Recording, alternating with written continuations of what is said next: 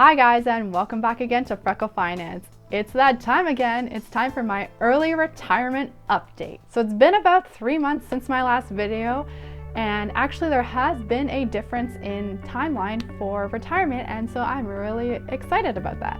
As a reminder, or for anyone who hasn't watched my video like this before, we calculate this based on never having to save another dollar again in the future and on a 7% return after inflation. In my last video, I said that the market was starting to kind of do better, and it has actually done a lot better since the last video. So we have decreased our time to retirement from 45.5 years old to 45 years old, which is our goal.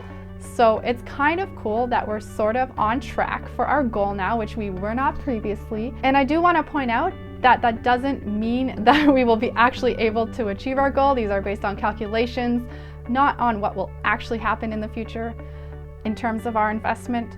So do keep that in mind, but it is super, super exciting to be at our goal. Previously, I had decided that I had too much in Canadian investments and I had switched over to international.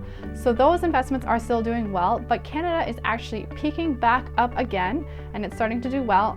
I have no investments in the negative anymore. I had some individual ETFs that were in the negative, but yes, none are in the negative. They're not super close to being in the negative, so I'm feeling really good about that right now. I had previously said that I was going to diversify more and have less Canadian so that it would benefit me, and so far I do feel like it has benefited me, but it is really too short term at this time to truly say that diversifying my portfolio is the reason why it has increased like it has. I mean, it hasn't increased like a dramatic, crazy amount or anything. It's a pretty typical growth, but previously it was doing worse and now it's doing better. But too soon to say if it's because I diversified more. But as a general rule, it's always better to be well diversified. Basically, because our calculations are based on never saving another dollar, we're actually kind of essentially ahead of schedule now because we are going to continue to save. This doesn't mean that we're gonna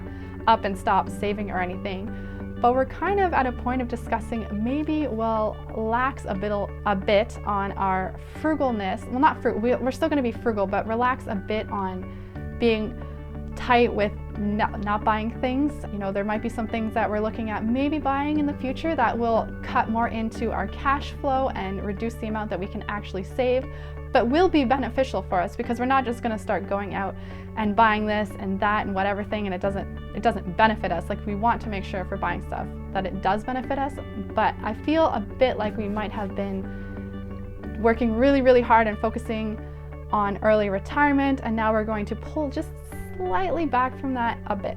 And for anyone who watches or listens to Dave Ramsey, he has a phrase that says, live like no one else so that you can live like no one else.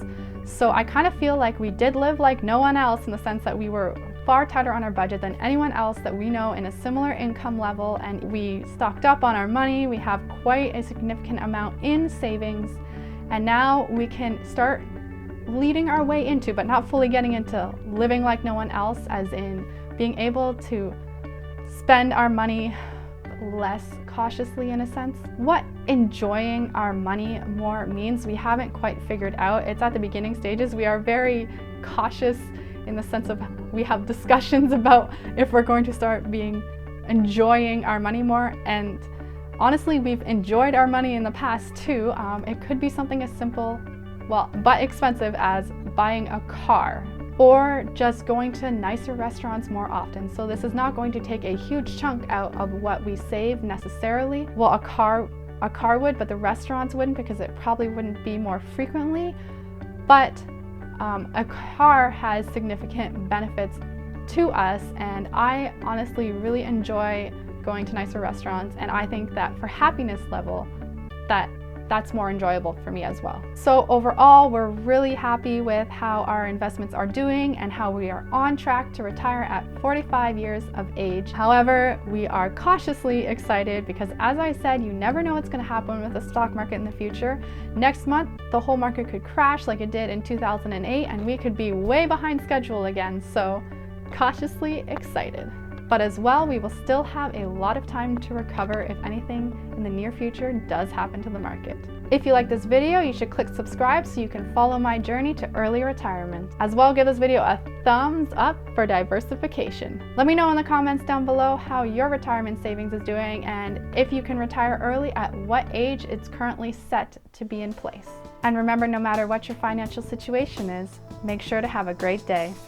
Bye.